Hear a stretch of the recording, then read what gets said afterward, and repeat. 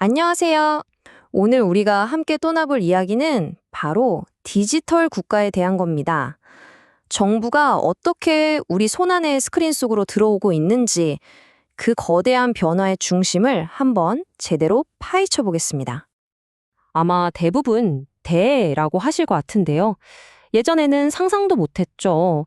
은행이나 주민센터에 직접 가야만 했던 일들이 이제는 정말 손가락 몇 번만 까딱하면 간단히 해결되잖아요.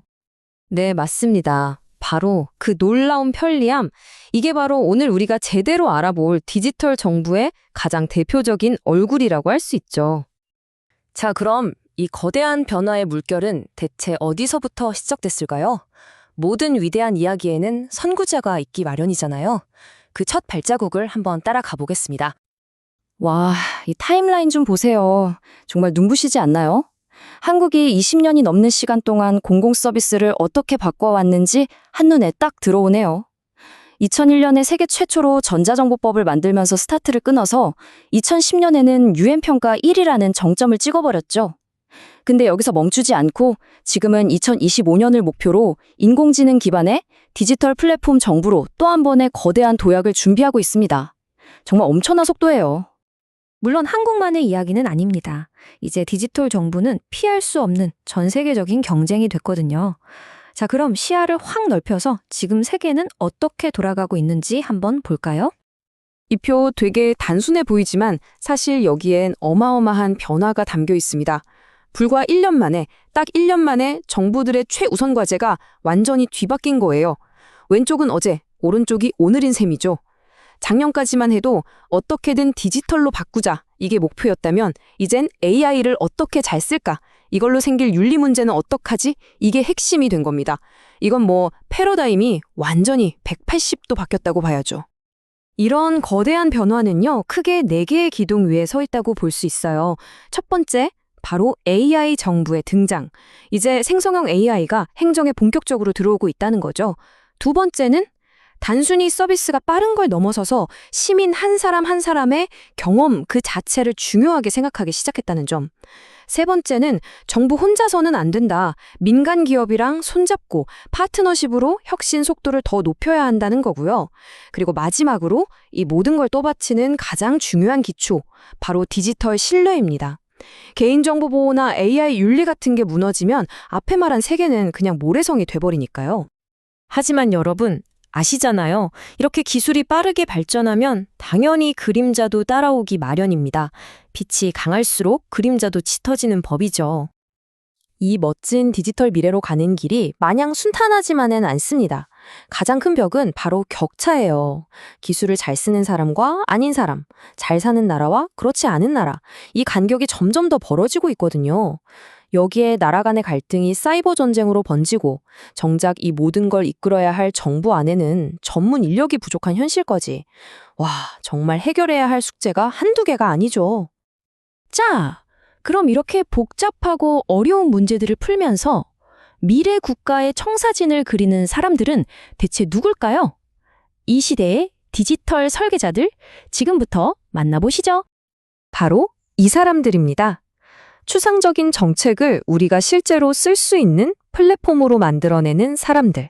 바로 글로벌 컨설턴트들이죠. 이분들이 디지털 국가를 만드는 과정은요, 마치 거대한 건물을 짓는 것과 아주 비슷해요. 그 과정을 단계별로 한번 따라가 볼까요? 아주 쉽게 비유해 볼게요. 우리가 집을 짓는다고 생각해 보세요. 먼저 어떤 집을 지을까 아이디어를 내고요. 그 다음에 건축가가 설계도, 즉 청사진을 그리죠. 그리고 나면 시공사가 실제로 건물을 올리고요. 마지막으로 이 집 문제없이 잘 지어졌나 검토하잖아요. 디지털 국가를 만드는 과정도 똑같습니다. 첫 단계, 아이디어. 이건 무슨 문제를 풀 것인가를 정하는 가장 근본적인 질문에서 시작해요. 예를 들어 어떤 나라의 의료 시스템을 개선할 것인가, 아니면 교육 격차를 해소할 것인가. 이런 걸 정하려면 그 나라의 상황은 물론이고 국제 정세까지 꿰뚫어보는 넓은 시야가 필요하고요. 또 여러 이해관계자들을 설득할 수 있는 소통 능력도 정말 중요하죠. 문제가 정해졌으면 이제 구체적인 계획, 바로 청사진을 그릴 차례입니다.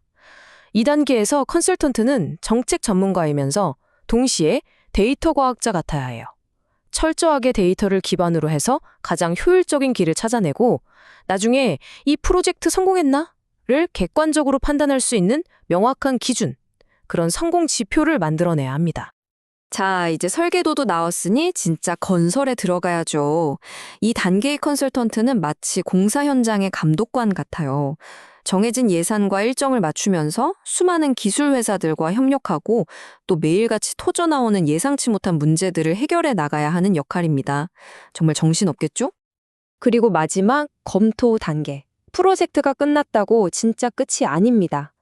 그래서 우리가 만든 게 정말 세상을 더 좋게 바꿨나? 이걸 냉정하게 평가해야 해요.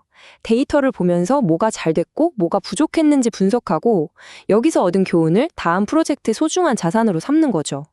그리고 이 모든 결과를 그냥 보고서로 툭 던지는 게 아니라 사람들 마음을 움직이는 하나의 이야기로 만들어서 전달하는 것까지가 진짜 전문가의 역할이라고 할 수 있습니다. 자, 오늘 우리는 정부가 어떻게 우리 삶 속으로 더 깊이 들어오고 있는지, 그리고 그 거대한 변화를 누가 이끌고 있는지 살펴봤습니다. 이 모든 이야기의 끝에서 우리는 결국 이 질문과 마주하게 됩니다. 정부의 역할이 점점 더 코드로 짜인 알고리즘으로 대체될 때 그 코드 안에 담길 가치와 윤리, 그 규칙은 과연 누가 만들어야 할까요? 이건 우리 모두가 함께 고민해봐야 할 문제입니다.